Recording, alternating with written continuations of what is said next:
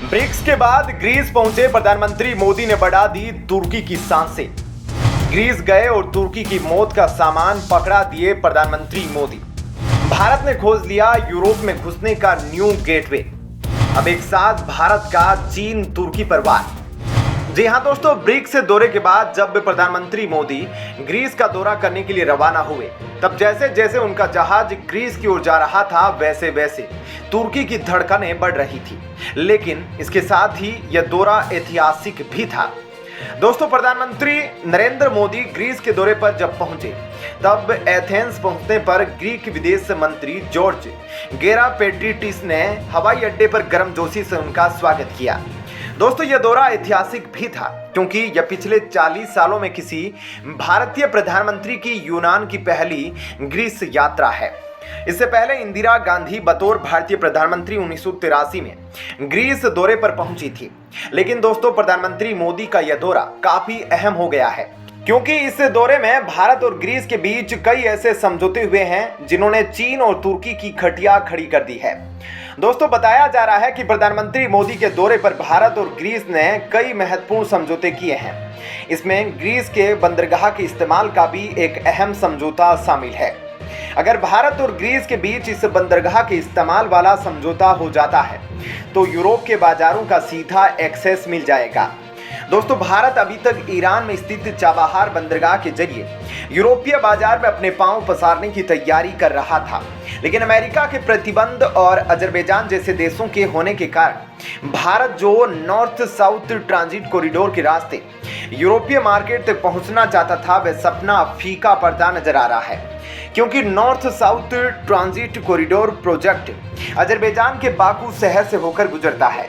लेकिन जिस तरह अब तुर्की, पाकिस्तान और अजरबैजान की तिगड़ी अंतर्राष्ट्रीय स्तर पर भारत के खिलाफ बयानबाजी और षड्यंत्र रचती है, उसको देखते हुए अब Bharat north south transit corridor को लेकर ज्यादा उत्साहित नहीं है।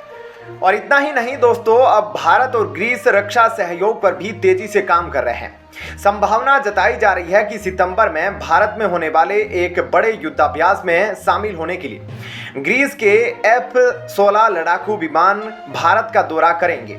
इससे पहले भारत के सुखोई 30 MKI विमानों ने ग्रीस में आयोजित एक युद्धाभ्यास में हिस्सा लिया था। इन युद्ध अभ्यासों से भारत सीधा संदेश अब तुर्की को भेज रहा है कि अगर वह पाकिस्तान के गले में हाथ डालकर ज्यादा दोस्ती निभाएगा तो ऐसा न हो पाकिस्तान के साथ तुर्की भी उड़ जाए। वहीं ग्रीक के विदेश मंत्री जॉर्ज गेरापेट्रिटिस ने भारत के साथ रणनीतिक साझेदारी पर जोर दिया है। उन्होंने कहा कि ग्रीस और भारत अपने संबंधों को मजबूत करके और कनेक्टिविटी में निवेश करके एक रणनीतिक साझेदारी शुरू कर सकते हैं। अब बताया जा रहा है भारत अब ग्रीस में समुद्री बुनियादी ढांचा जैसे कि पीरियस बंदरगाह पर निवेश कर सकता है। उन्होंने कहा कि पीरियस बंदरगाह यूरोप के लिए भारत का प्रवेश द्वार बन सकता है। उन्होंने दोनों देशों के बीच मौजूदा मजबूत राजनीतिक संबंधों को स्वीकार करते हुए आर्थिक संबंधों में और प्रगति की उम्मीद व्यक्त की। वहीं दोस्तों, इसके अलावा भारत और ग्रीस के बीच व्यापार को बढ़ाने के लिए डील हो रही है। ग्रीक सिटी टाइम्स की रिपोर्ट के मुताबिक प्रधानमंत्री मोदी के साथ 12 भारतीय बिजनेसमैन भी एथेंस पहुंचे हैं। इनकी मुलाकात ग्रीस के बिजनेसमैन से कराई जाएगी। दोनों देशों के बीच कारोबार, टेक्नोलॉजी, रक्षा संबंधों पर भी चर्चा हुई है। वहीं दोस्तों, मीडिया रिपोर्ट से जो खबरें निकल कर आ रही है वह तो तुर्की के लिए बुरी खबर ला रही है। वह खबर यह है कि यूनान यानी ग्रीस काफी समय से भारत की ब्रह्मोस क्रूज मिसाइल को खरीदने में दिलचस्पी दिखा रहा है। ऐसे में प्रधानमंत्री मोदी के दौरे के दौरान ग्रीस को भारत का ब्रह्मास्त्र कही जाने वाली ब्रह्मोस मिसाइल मिलने पर डील फाइनल हो सकती है। दोस्तों, वैसे तो तुर्की हमेशा कश्मीर के मसले पर भारत के खिलाफ बोलता है और पाकिस्तान का समर्थन करता है। ऐसे में तुर्की और पाकिस्तान का गहरा गठजोड़ है। तुर्की ने पाकिस्तान को अप्रैल 2023 में बायरक्टर TB2 ड्रोन दिए। ये ड्रोन रूस और यूक्रेन की जंग में अपनी काबिलियत को बता चुके हैं। यह ड्रोन पाकिस्तान को मिलना भारत के लिए बड़ी चुनौती है। वहीं तुर्की जो पाकिस्तान का दोस्त है, यूनान यानी ग्रीस का दुश्मन है। दोस्तों, मैं आपको बता दूं, पाकिस्तान और तुर्की के गठजोड़ को भेदने के लिए पिछले साल अगस्त के महीने में भारतीय वायुसेना के चीफ VR चौधरी ग्रीस गए थे। इस दौरान दोनों देशों में ड्रोन टेक्नोलॉजी पर काम करने को लेकर बातचीत हुई। दरअसल ड्रोन के खतरे को देखते हुए तुर्की का दुश्मन ग्रीस अब भारत का साथ देने को तैयार है। ग्रीस इस ड्रोन के रडार से जुड़ा अहम डेटा भारत के साथ शेयर कर सकता है। बायरैक्टर ड्रोन के छोटे होने की वजह से इन्हें रडार पर डिटेक्ट कर पाना काफी मुश्किल होता है। ऐसे में भारत के साथ साझा की गई जानकारी काफी अहम होगी। इसके बदले भारत ग्रीस को बरमोज दे सकता है। क्या है तुर्की और ग्रीस के बीच विवाद?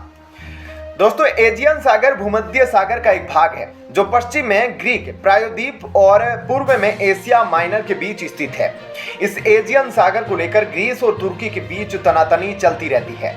इसके अलावा दोनों नाटो देशों के बीच साइप्रस द्वीप के बंटवारे को लेकर विवाद है। यह विवाद 1974 से है, जब ग्रीस समर्थित सैन्य तख्तापलट के जवाब में तुर्की के लड़ाकों ने इस द्वीप पर हमला किया था। बाद में कब्जा किए गए इलाके को तुर्की ने Turkish Republic of Northern Cyprus नाम दे दिया।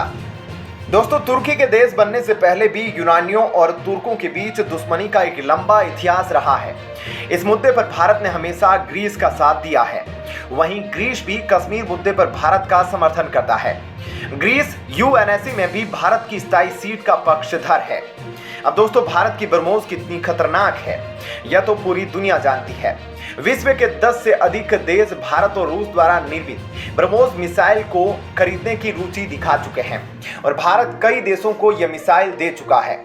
ऐसे में ग्रीस भी यह जानता है कि तुर्की को अगर मुंहतोड़ जवाब देना है तो भारत की मदद चाहिए ही चाहिए। और चूंकि भारत भी जानता है कि पाकिस्तान के पास जो तुर्की निर्मित ड्रोन है उनकी डिटेल्स चाहिए जो ग्रीस की जरूरत पड़ेगी, और अब ग्रीस उन ड्रोन्स का डाटा देने के लिए राजी हो गया है। ऐसे में यह काफी हद तक कंफर्म हो चुका है कि जल्द ही भारत और ग्रीस के बीच ब्रह्मोस मिसाइल को लेकर डील फाइनल होने वाली है। यह खबर अब तक तो तुर्की के राष्ट्रपति एर्दोगन के कान में पड़ गई होगी। इसके अलावा भारत ग्रीस के पीरियस बंदरगाह में भी निवेश कर यूरोपियन मार्केट में एंट्री करने वाला है। यह साफ दिखाता नजर आ रहा है कि अब भारत यूरोपियन मार्केट में चीन की तानाशाही खत्म करने वाला है, क्योंकि कुछ सालों में यह दिख रहा है कि यूरोप के बड़े देश जर्मनी और फ्रांस चाइनीज कंपनी और चाइनीज निवेश को लेकर थोड़े जागरूक हो रहे हैं, क्योंकि चाइनीज कंपनी वहां के स्ट्रेटेजिक एसेट्स में निवेश कर लेती है, जो बाद में इन देशों की इंटेलिजेंस और रक्षा मामलों में एक रुकावट बन जाता है। इसलिए अब यह देश भारत जैसे एक बिग प्लेयर को देख रहे हैं जो यूरोपीय मार्केट में चीन की जगह ले सके। लेकिन अभी तक तो भारत को यूरोपियन मार्केट में घुसने का रास्ता ही नहीं मिल रहा था, लेकिन अब ग्रीस के पीरियस बंदरगाह के सहारे भारत यूरोपियन मार्केट में एंट्री कर सकता है। और अब जिस तरह से भारत और ग्रीस साथ आ रहे हैं, ग्रीस और भारत जिस तरह से यूएन से लेकर हथियार तक एक दूसरे का साथ दे रहे हैं, अब ये दोनों देश जल्द ही तुर्की की खटिया खड़ी करने वाले हैं और चीन का रास्ता साफ करने वाले हैं। हालांकि दोस्तों, देखना तो असली तब होगा जब भारत ग्रीस को ब्रह्मोस मिसाइल देता है, तब तुर्की का क्या रिएक्शन आता है। आपका इस खबर पर क्या कहना है? कमेंट करके अपनी राय जरूर बताइएगा। साथ ही वीडियो को लाइक शेयर जरूर कीजिएगा। धन्यवाद। जय हिंद।